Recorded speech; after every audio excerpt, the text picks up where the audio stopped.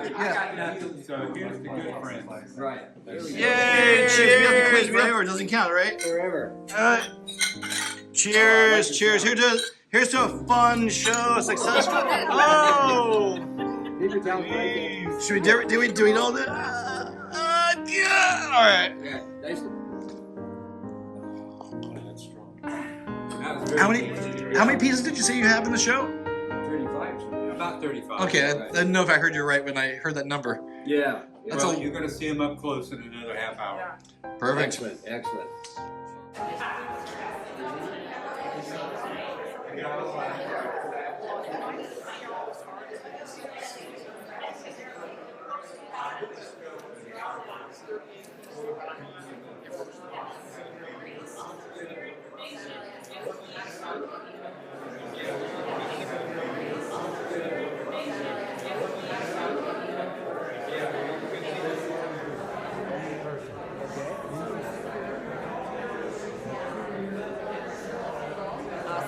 So I'm Jessica Haugen. I'm the Executive Director of the Benton County Historical Society. We are in the Philomath Museum, which is one of the two museums that we run. We also run the Corvallis Museum in downtown Corvallis.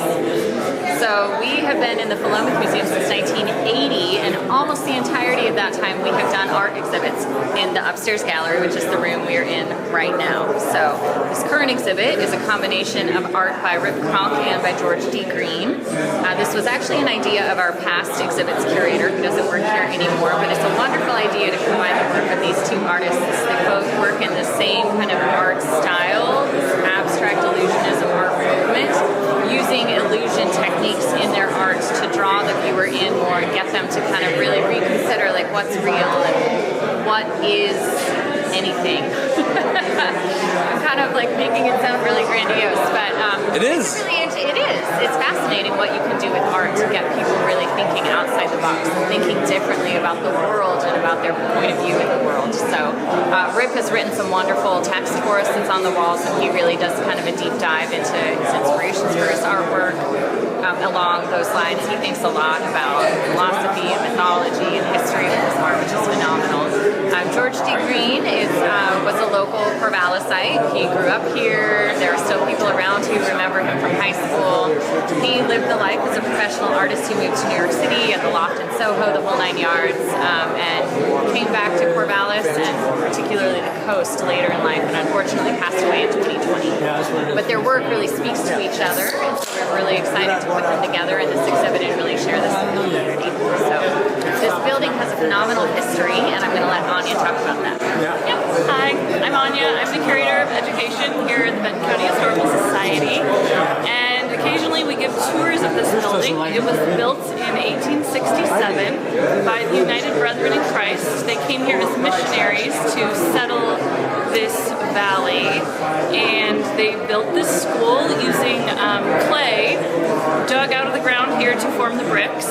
So for actually the first 40 years of this building's existence, there was a big hole out front where they dug the clay out to build, to fire the bricks to build this building. And then after the United Brethren split and had some financial insolvency issues with the college, they closed, and then eventually the Benton County Historical Society took it over and opened our museum here in 1980. We've been here ever since. Rip did these 3 pieces, and they're these beautiful close-ups, like this, of his wife and her 2 sisters. Just their eyes. They're amazing, and he wants them shown stacked, and they don't fit on the panels here. But the plan is, I have them squirreled away in my office right now. I'm going to take them over to our other museum in Corvallis next week, and we're going to see if there's a place in the lobby where we can hang all 3 of them the way They have to be a certain way.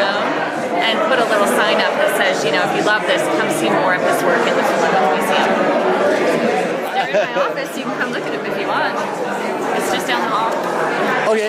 They're amazing. Wow. You can see the details. Just amazing. Yes. Get the second one for you. So yeah, there's 3 of these. The 3 sisters. Wow. Right? I mean, the reflections in the eyes, they're stunning. That's crazy. Yeah. So yeah, we're going to try to get these on display in the Corvallis Museum in the next week or so. Nice. One more down here. It's hard sometimes because artists often have really particular ways that they want their work to be displayed, and we always want to honor how the artist wants their work to be presented. Yeah. Sometimes it just doesn't quite work out in the spaces we have. That's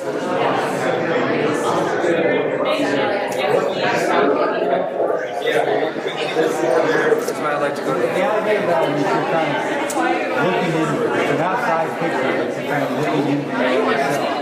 It looks great. They did a really good job of hanging all the work. Used a lot more of it than I expected. And yeah, I'm proud to be in the show with George Green. I mean, I think his work looks great. They kind of look good together. One of the George Green. This guy was a very important historical figure in fine art. In the 1970s, he was like one of the 5 guys that started abstract illusionism, which has had a major influence on artists all through the 80s. I'm stoked to have these things next to mine. And they're like, you know, abstractions. There's not really, but this is, you can't tell, but that's actual tactile paint of this. You have the surface of the painting, you have the stuff that's in front of the painting, and then you have the stuff that's down inside. So the picture plane is broken into 3 levels, right? So it kind of makes the context of those 3 levels as part of the subject matter of the art. Very deserving of the place he holds in art history. Well, it's not just a painting. It's a painting by Rob.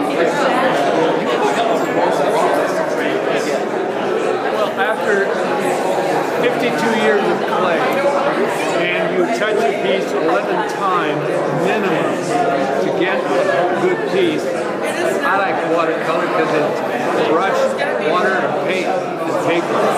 Boom. You can sit down and get to work. It takes much less work.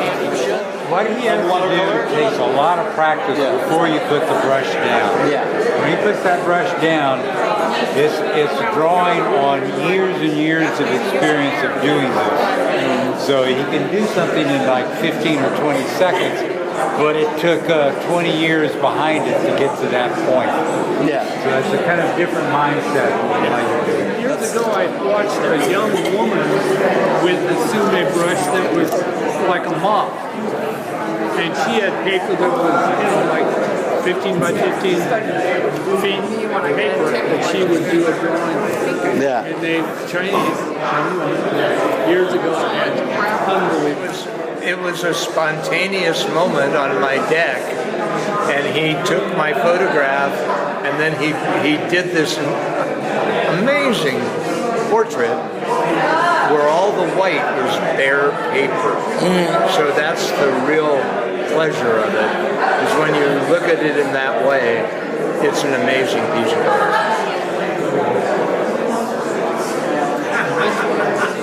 I first met Rip in the 90s. 90s? Yes, because I'm married to Rob, who went to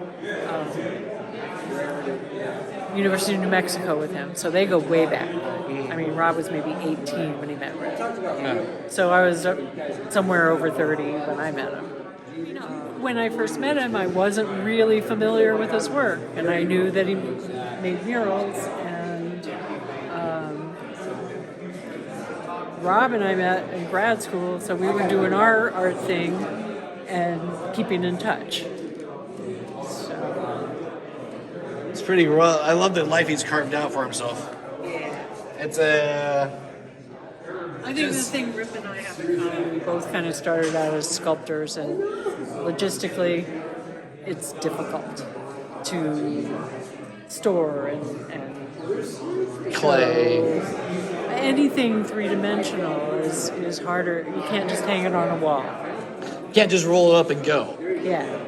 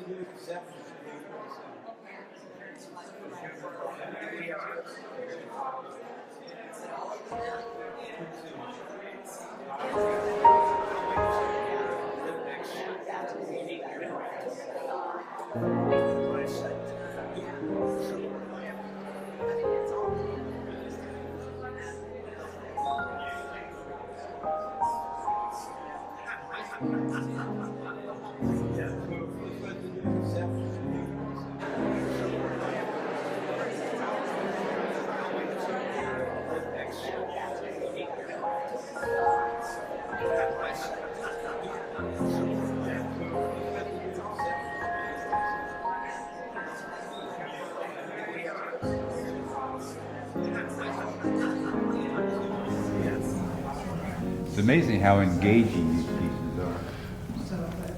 Yeah, I like that. You're just like drawn into just sort of the world of it. I like it. Yeah, it's got that Kandinsky sort of kind of playful line. You know, it's got a lot of fun. It's fun. They seem. And this all just has a much more gestural, just sort of sketch quality to it. It's really nice. That'd be wonderful. Apparently, Jerry Heiss is going to be here, and I get here already. Green scarf. Yeah, so that way I have a better sense of what I want to do with the next one. And in fact, I kind of like the idea of having more of those, right? So I tell more of a story as you go around to kind of relate to them. But I'm just kind of making this up as I go. Got to be short. And well, they have to be focused. So what you're saying is Maybe kind of referring- taking somebody up into rabbit holes. philosophical. Oh, sure, that's what it's all about. Yeah. But I mean, You little blips. I got to do blips. various art movements was just the phrase we were talking about down there. So Joe Blow, I don't know what the various art movements were. You know, so when we're encountering, you're always assuming the audience is smarter. Unfortunately, I'm not looking down at them. I should be. Right. Well, I could do that. Work that idea. Cause then I'm copying somebody else's photograph, but I'm defacing it. Yeah, exactly. So that gives it enough room as a parody that I might be. Right. So but that's the deal. That's what I have to kind of do. Thank you very much. That's the one I'll end the thing with. So I mean, I think I mentioned Jasper John's cliche is you have that paper and the image has gone down. Don't stop. Do something else to it. Pull something else out. Well, I could do that, but then that's no longer. That's what I'm trying to do with like John Lennon over there. Yeah. He's like completely distorted, shredded. I see the sensibility of what you did while you did it. Well, the Frida. And Frida too. That's somebody else's photograph. Freda's art historical. Well, how you're presenting it as you know. Yeah, exactly. Yeah, I've got that Bernie Sanders, but that'd be a great place to start. And then characters like Bernie. She's dead now, but Belle Abzug, which is a real firebrand. From New York. But That's not going to be face. somebody that's recognizable, though. Great face. Oh yeah, you recognize her. Yeah. No, but most people now don't remember her that.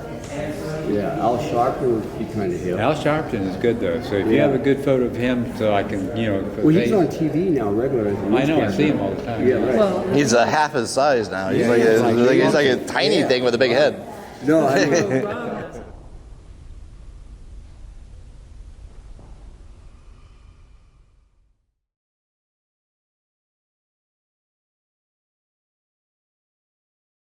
Well, we lived in Switzerland, so we got really good at dressing warm. Yeah. If you got enough, if you wear it down in wool, Layers. you can just go out in anything. a t-shirt. Yeah, right. I'll tell you one of our stories, which is a real fun story.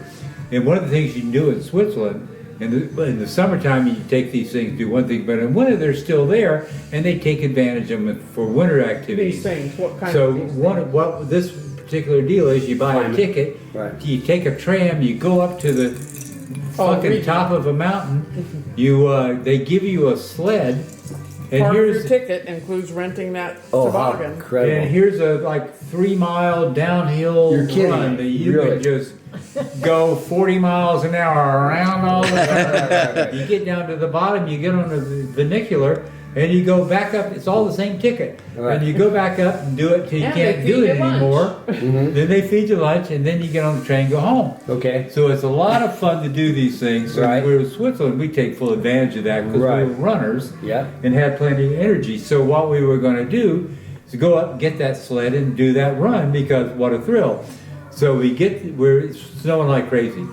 And we get up there, it's snowing so fucking hard You can't see that nobody. you can't see across the street Right. to see the place where we're supposed to go to get the sled. Uh-oh. But in fact, we But got we're Americans. Yeah, we can Yeah. figure it out. Right. we Yeah. can do it. So we went and got the sled, and they're like, "Oh my God, you guys are ridiculous."